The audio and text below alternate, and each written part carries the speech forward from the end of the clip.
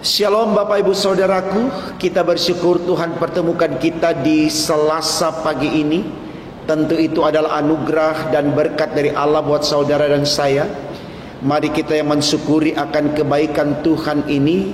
Kembali kita bawa kesediaan kita untuk menerima firman-Nya. Kita awali dengan doa saudaraku, mari kita berdoa. Tuhan Yesus, di tanggal 22 Desember ini kami datang mengucap syukur kepadamu, karena kami tahu kami ada di sini karena Tuhan. Maka kami yang bersyukur kembali datang dengan kesediaan untuk menerima firman-Mu, dengan harapan firman Allah ini menjadikan kami mengerti bagaimana kami setia kepadamu di tengah perjuangan yang ada untuk hormat kemuliaan bagi nama Tuhan. Untuk apa yang kami minta ini Tuhan, berfirmanlah, karena kami sedia mendengarkannya. Demi Yesus Tuhan kami. Amin.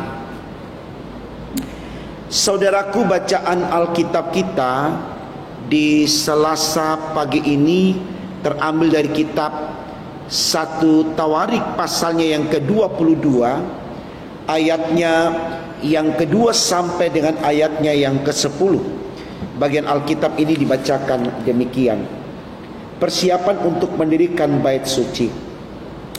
Daud menyuruh mengumpulkan orang-orang asing yang ada di negeri orang Israel, lalu ditempatkannya tukang-tukang untuk memahat batu-batu pahat yang akan dipakai untuk mendirikan rumah Allah.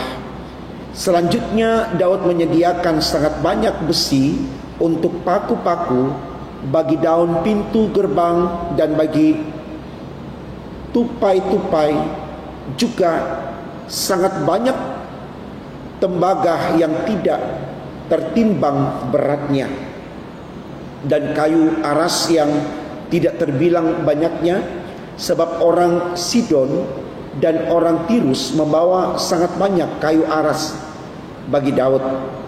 Karena pikir Daud, Salomo anakku masih muda dan kurang berpengalaman, dan rumah yang harus didirikannya bagi Tuhan haruslah luar biasa besarnya, sehingga menjadi kenamaan dan termasyur di segala negeri.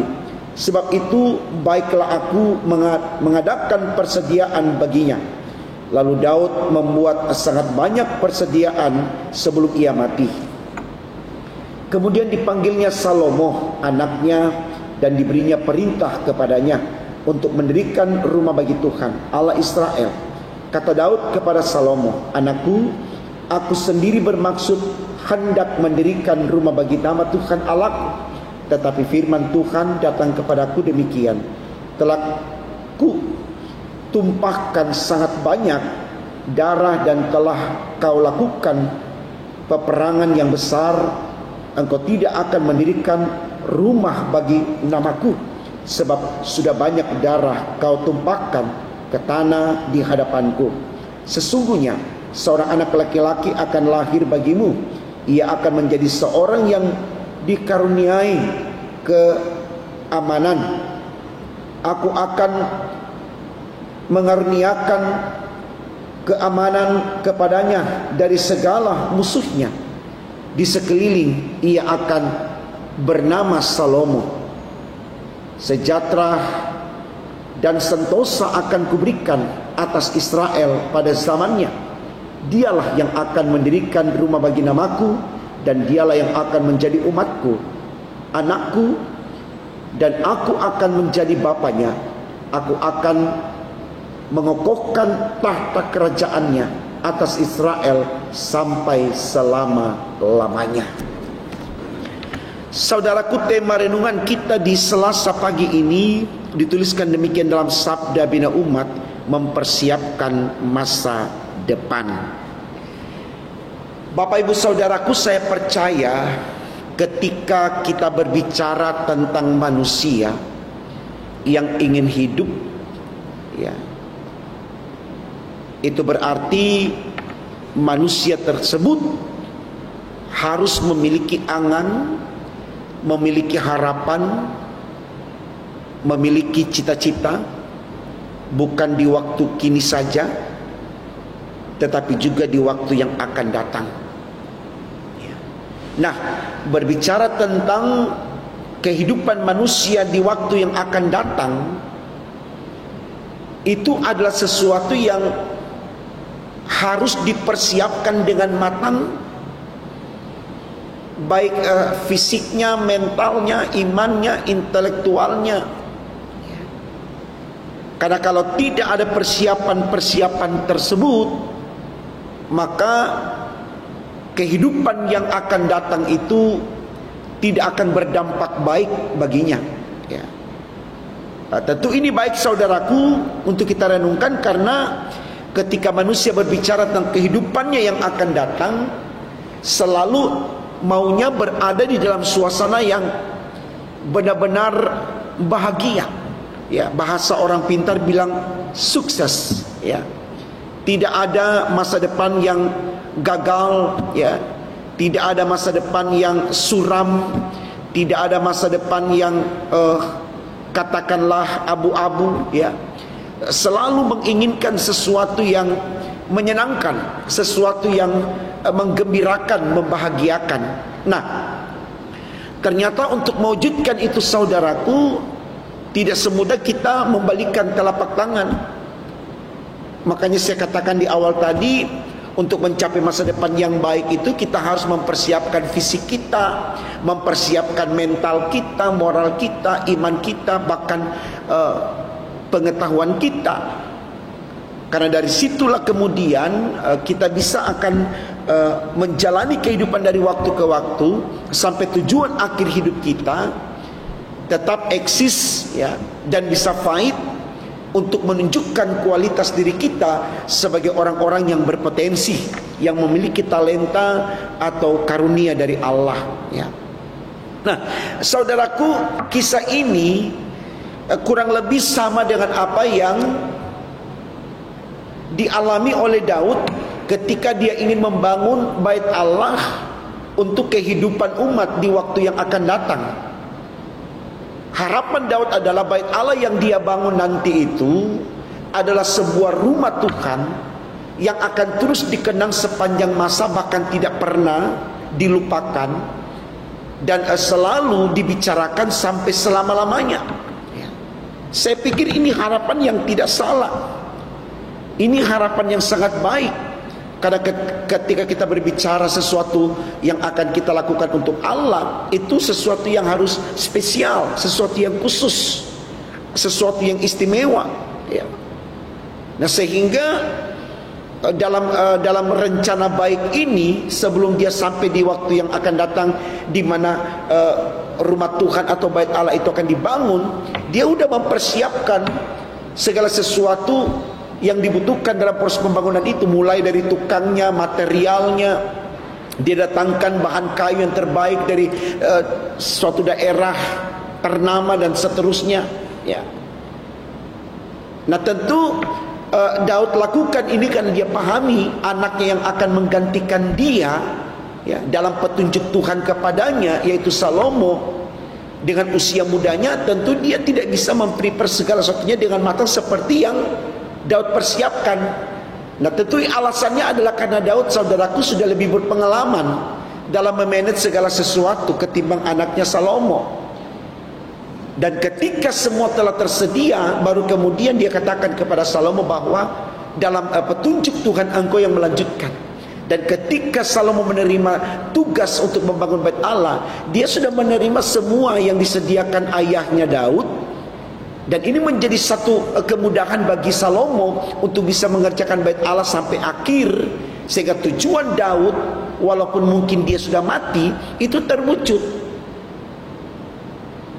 Dan memang saudaraku, kalau kita baca sejarah Israel, bait Allah yang dibangun oleh Salomo, yang telah dipersiapkan oleh ayahnya Daud untuk sebuah kehidupan yang akan datang, itu terjadi seperti yang diinginkan Daud, karena Daud melakukan itu semua dalam ketetapan Tuhan, dalam petunjuk Tuhan.